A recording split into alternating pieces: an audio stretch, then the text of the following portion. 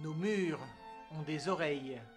Bonjour, bonjour et bienvenue pour ce nouveau numéro du podcast du Conservatoire. Je reçois aujourd'hui Jean-Noël Bonmort, professeur de flûte, et qui va nous parler de l'Inuit Vincennes, Froissement d'ailes.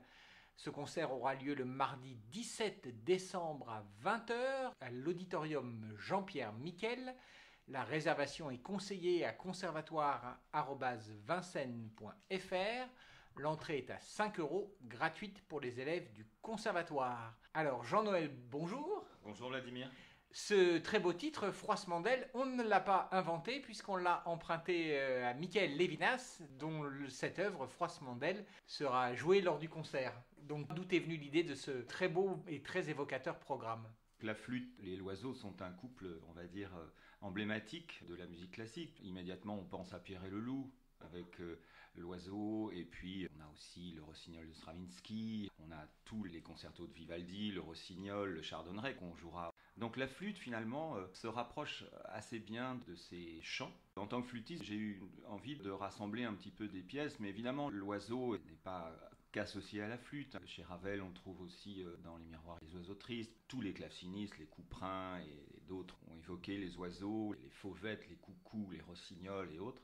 Et puis on a évidemment Messiaen qui est quand même notre ornithologue. D'ailleurs il a poussé tellement ses investigations, ses recherches qu'il est devenu lui-même un grand spécialiste des oiseaux. On peut dire que autant autrefois chez Vivaldi ou même Saint-Saëns dans le Carnaval des animaux avec la volière, le coucou, on évoque un peu l'oiseau mais on n'est pas dans l'imitation.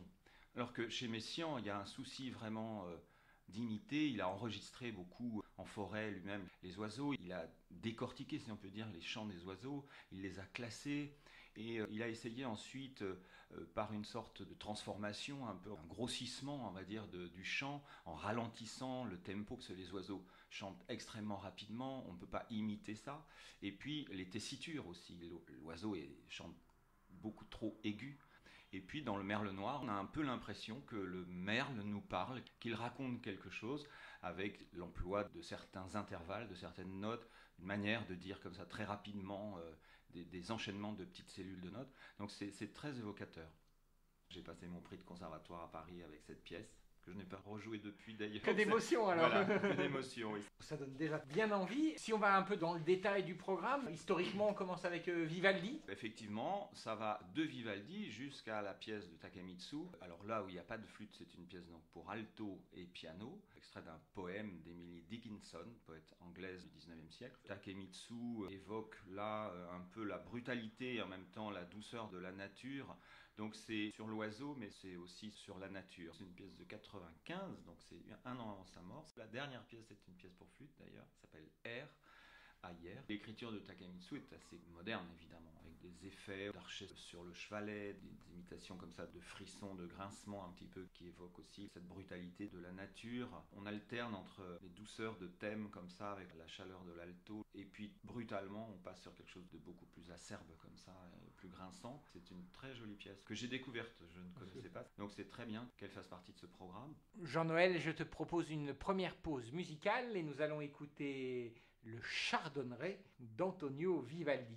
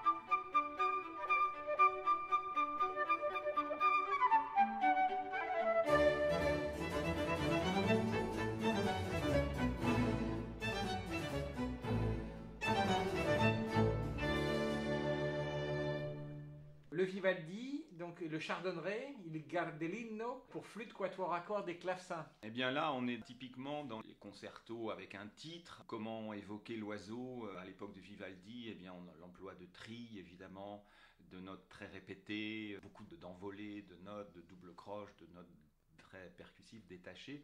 Mais c'est une évocation, on n'est pas dans l'imitation, on n'a pas encore les éléments d'ailleurs techniques, parce que dans Froissmandel par exemple on emploie des techniques dites contemporaines, notamment le roulement de langue, le Flatterzung on appelle ça.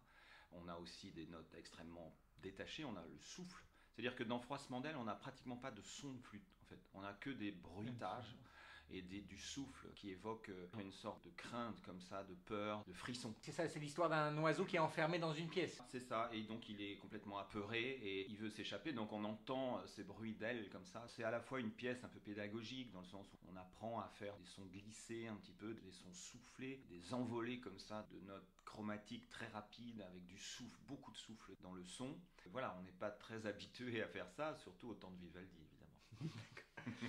Alors, après, historiquement, on a Eugène Damaret, pas très connu. Non, alors Eugène Damaret, c'est un flûtiste, plutôt spécialisé du piccolo, musicien d'harmonie. À l'époque, au 19e siècle, il y a beaucoup de concerts dans les kiosques, dans les jardins, Luxembourg ou ailleurs. Et donc, l'intérêt du piccolo, c'est que c'est un instrument très aigu et donc très puissant et qui peut passer, on va dire, par-dessus un orchestre d'harmonie complet sans problème.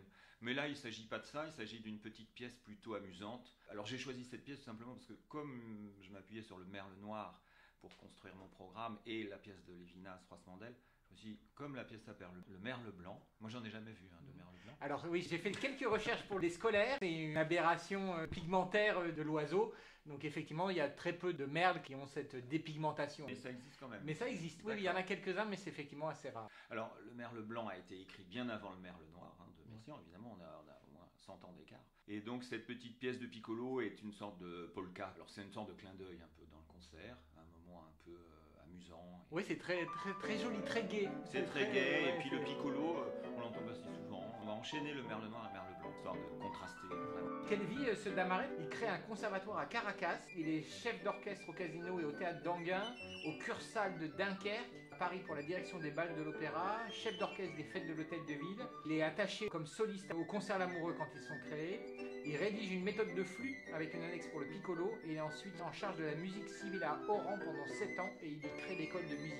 Mais non, on le connaît vraiment pour ses polkas de piccolo. Plus de 400 œuvres dont 60 pour piccolo. Alors Jean-Noël, je te propose d'écouter Merle Noir d'Olivier Messiaen.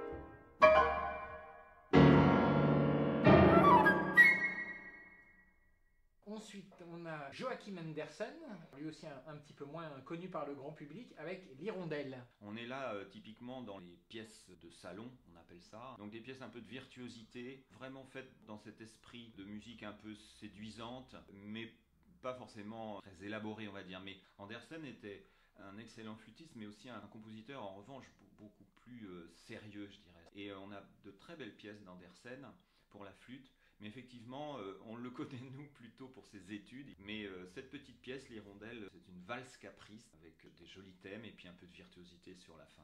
Alors ensuite, une compositrice, et ça on est content d'accueillir une compositrice dans les concerts, alors même s'il y a un inouï qui sera dédié à 2 compositrices, l'inouï baroque, donc avec Elisabeth Jacquet de Laguerre et Barbara Strozzi.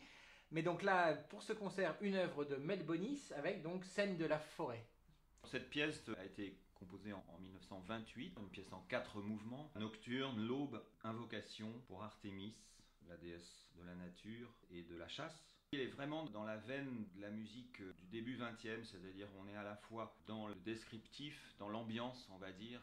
Très souvent, les pièces ont des titres, les mouvements ont des titres. Nocturne, on a des choses très répétées au piano qui installent une ambiance. Et ça, c'est assez typique de cette époque. Voilà, l'aube aussi, évidemment. Mel Bonis, on avait joué le trio avec flûte, violon et piano. D'ailleurs, avec aussi Claire Krupka au piano. Où là, on aura l'intervention du corps, l'instrument qui évoque évidemment là aussi les chasseurs, notamment dans Pierre et le Loup. Et puis là aussi, l'évocation de la forêt, de la nature, de la chasse, de l'aube, des nocturnes, etc. Les bruissements de la forêt. Ça finit très doucement, mais en même temps juste avant avec des appels comme ça du corps. Vraiment, le corps est employé comme instrument de chasse, mais pas que. Il a aussi de très belles mélodies. C'est à la fois la flûte avec sa virtuosité et son côté un peu léger comme ça, et le corps avec le son assez sombre, tenu, des belles mélodies. Et le piano qui fait des choses très répétées comme ça. J'aime beaucoup cette pièce. C'est vraiment de la belle musique, mais qui ne fait pas vraiment une évocation directe des oiseaux, mais plus la nature. On a ensuite donc Maurice Ravel, qu'on ne présente plus, donc pour Oiseau triste. Maurice Ravel écrit Les Miroirs entre 1904 et 1906. Les Oiseaux tristes font partie de ce recueil de 5 pièces pour piano seul. C'est une pièce assez courte qui fait 3 ou 4 minutes. C'est Melville Chapoutot qui va jouer cette très belle pièce de Ravel. Il y a 2 pièces sans la flûte dans le concert. Donc là, ça permet aux flûtistes de souffler un petit peu. Mais souffler pour un flûtiste, c'est encore du travail, non? Oui, c'est ça. Alors Jean-Noël, une petite pause musicale et nous allons écouter Froissement d'ailes de Michael Levinas.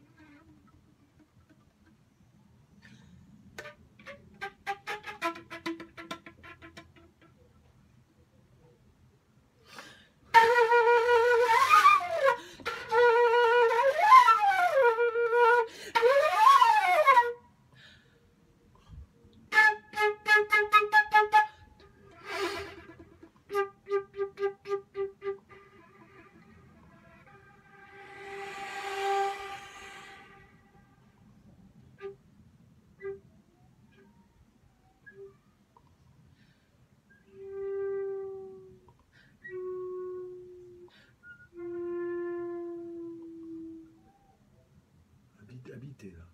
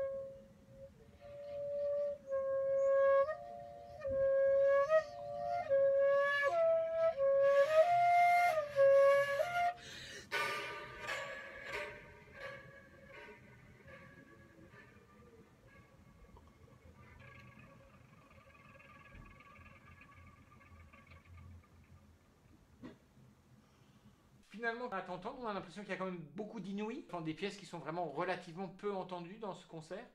Absolument, et notamment des pièces du XXe siècle, la fin du XXe siècle. Les autres, qui sont plus, on va dire, plus classiques, sont pas si souvent jouées que ça. Oui. Melbonis, c'est pas si souvent joué que ça. Ouais.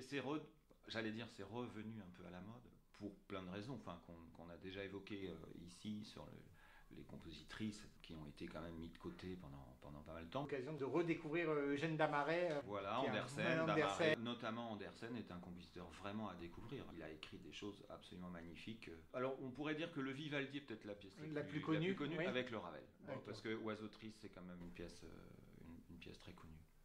Est-ce qu'il y a des œuvres qui pourraient être jouées éventuellement par des élèves ou que les élèves pourraient étudier ?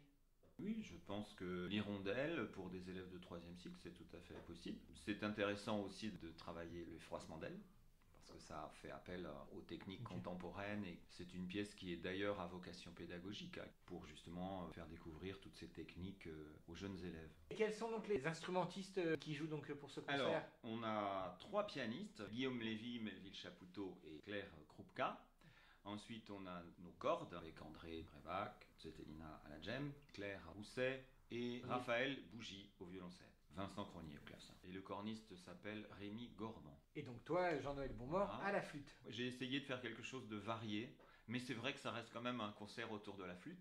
On va pas passer du coq à l'âne, mais on va passer de l'hirondelle au merle, en passant par le char de Brel. Super, bah écoutez, venez vous envoler avec nous, musicalement parlant, ce 17 décembre à 20h, donc pour Froissement d'ailes. Les réservations sont donc ouvertes à conservatoire@vincennes.fr. Le prix est de 5 €, gratuit pour les élèves du conservatoire. Merci beaucoup Jean-Noël. Merci à toi Vladimir. À très bientôt pour un nouveau numéro qui arrive tout de suite consacré à la filière voix, puisque le concert du mois de décembre, c'est l'étrange Noël de la filière voix sur les musiques des films de Tim Burton. Voilà, pour un Noël qui fait un peu peur, mais pas trop quand même. Voilà, merci beaucoup, à très bientôt, au revoir.